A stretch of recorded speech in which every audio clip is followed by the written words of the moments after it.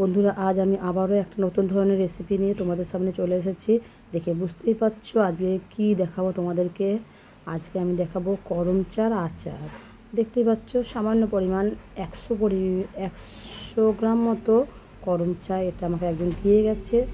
তো এই করম চাগুলো দিয়ে আমি আচার বানিয়ে তোমাদেরকে দেখাবো। তো খুব সহজেই আমি এই আচারটা বানাবো। দেখো, খুব বেশি নয়, খুব কম পরিমাণে, তাহলেও এর আচার ভীষণ খেতে ভালো লাগে। প্রথমে আমি এটাকে অর্ধেক করে নিয়েছি, হাফ হাফ করে নিয়ে ওর ভেতরে যে বীজগুলো আছে সেগুলো সব বের করে নিচ্ছি।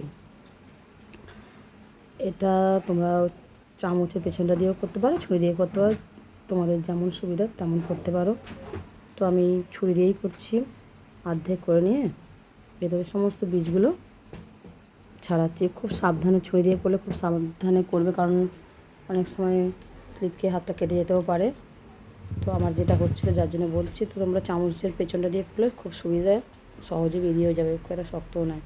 তো দেখো, এরম ধরনের আমি কেটে কেটে একটা করে রাখছি। এই যে আমার সমস্ত বীজগুলো প্রায় ছাড়ানো হয়ে গেল। এরপর আগে আমি ধুয়ে নিয়েছিলাম, আবারও এই যে দেখো প্রত্যেকটা অর্ধেক অর্ধেক করে নিয়ে প্রত্যেকটা বীজগুলো ছাড়িয়ে নিচ্ছি। টক আচার ভীষণ ভালো লাগে, সবাই জানো তোমরা, কিন্তু আমি আগে টক আচার বানাচ্ছি না, এটা আমি মিষ্টি আচার বানিয়ে তোমাদেরকে দেখাবো।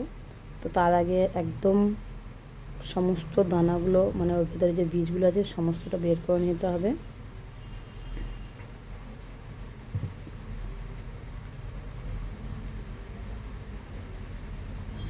তো বন্ধুরা, এর মধ্যে আমি তোমাদেরকে বলে রাখি যে আমি এরম ধরনের ছোটোখাটো রেসিপি বানিয়েই থাকি।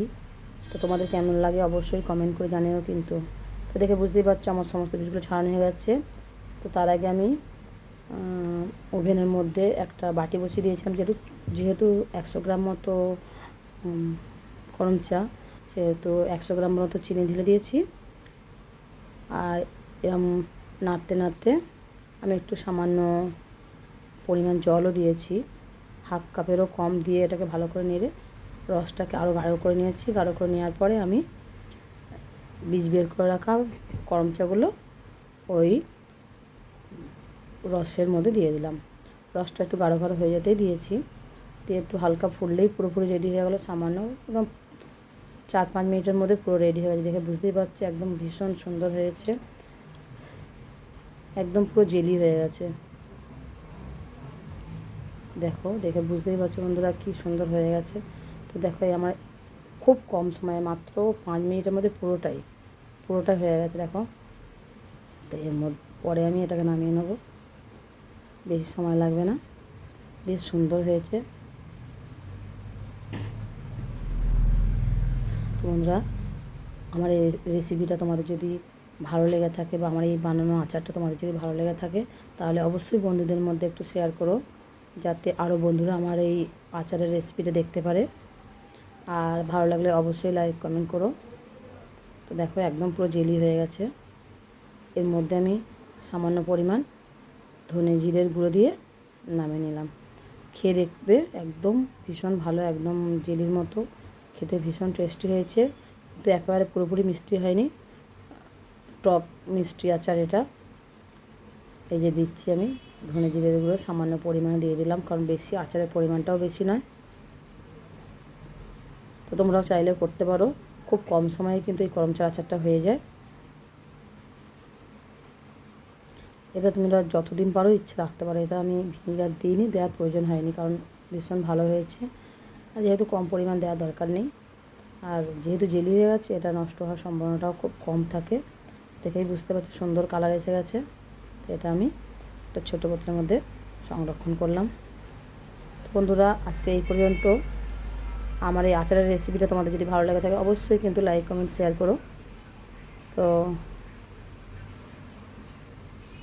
দেখো, বুঝতে পারছো খুব বেশি পরিমাণ হয়নি, বললাম খুব সামান্য পরিমাণে করছি।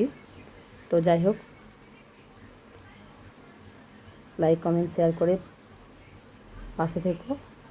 আর ইউটিউব থেকে যদি দেখে থাকো, যদি আমার ইউটিউব চ্যানেলটিকে সাবস্ক্রাইব না করে থাকো, তাহলে অবশ্যই কিন্তু চ্যানেলটিকে সাবস্ক্রাইব করে দেবে। আর বেল আইকন টিপে দেবে যাতে কোনো ভিডিও ছাড়লে নোটিফিকেশানটা তোমাদের কাছে সর্বপ্রথম পৌঁছায়। আর ফেসবুক থেকে দেখে থাকলে অবশ্যই ফেসবুক প্রোফাইলটাকে ফলো করে দিও। ও বন্ধুরা, বাই বাই, সবাই ভালো থাকবে, সুস্থ থাকবে।